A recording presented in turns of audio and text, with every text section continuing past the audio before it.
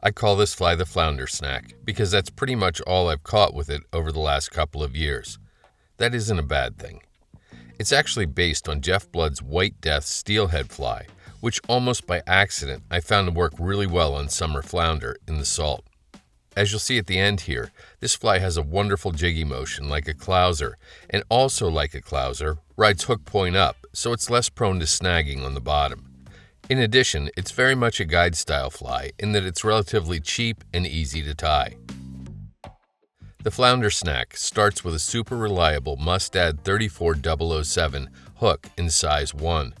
It's important that the hook be really well secured in the jaws of your tying vise, as a good amount of thread tension should be used while tying. A white rabbit Zonker strip is what really brings this pattern to life. I'll take a full-length strip and with the fur canted rearward, measure off a full hook length of leather hide and make a little separation there. With the fur facing forward, I'll then stab the hook through the hide at this point, then work the Zonker strip up into the hook bend and re-secure the hook in the vise jaws. Pinning the Zonker strip back with a hair clip will help to keep it out of the way during most of the tying procedure. For thread, I've loaded a bobbin with a spool of red UTC 140.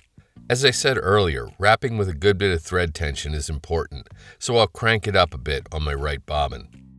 Get the thread started on the hook shank, leaving a little space behind the eye, and after taking a few wraps rearward, snip off the excess tag. Advance your thread forward so it hangs at about the midpoint of those wraps. Large-sized pearl chenille is used to form the body of the fly. A 3-card width length is a tad long, but a good place to start. Strip a small amount of the fuzzy stuff off to expose the string core at one end of the length. Then, tightly bind the chenille to the hook shank all the way back to the start of the hook bend with tight wraps of tying thread. Wrap back up to a point about 2 eye lengths back from the rear edge of the hook eye. Pearl-colored, large-sized dumbbell eyes are used to clouser the fly. Clouser can be used as a verb, right? Anyway, place one of the eyes into the hook eye and then move your tying thread to the back edge of the rear eye. This measurement is pretty key to getting the fly to behave correctly when fished. Use a few cross wraps to begin anchoring the eyes on top of the hook shank and perpendicular to it. Follow these with yoke wraps which go over top of the eyes on either side of the hook but under the hook shank. Chase the yoke wraps with circular flat wraps below the eyes but above the shank to draw all the previous wraps in tight. This is the best sequence I've found for securing dumbbell eyes. End with your tying thread about halfway between the front edge of the dumbbell eyes and the back edge of the hook eye. Get hold of the chenille and start making touching wraps up the hook shank with it, preening the frilly stuff back as you go. When you reach the dumbbell eyes, do crossing wraps between them to fill in the space. Then, anchor the chenille in front of them with nice tight wraps and snip the excess chenille off close. Coax any forward-pointing wonky frillies back and take thread wraps to hold them back.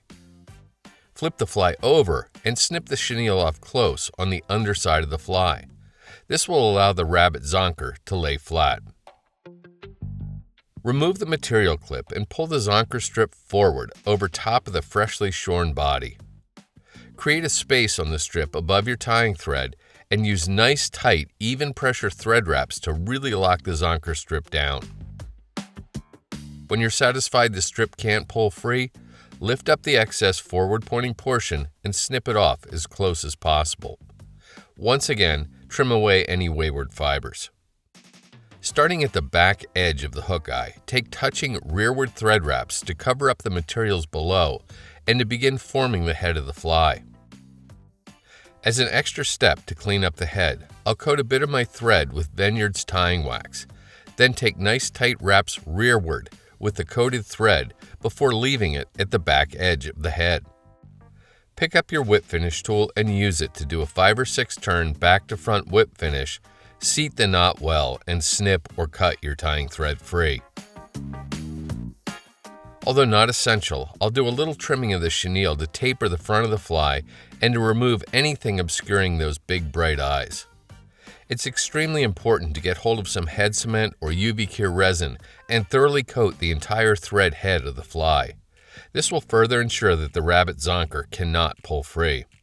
Yeah, it's a good bit different from a white death, but for me, that really was the initial inspiration for the pattern. As you can see here, the fly looks just great underwater, and the jiggy motion imparts a ton of movement to the zonker strip back and tail. The fact that the fly is clousered, with the hook point up, means that it's less likely to get snagged even when dragged along the bottom.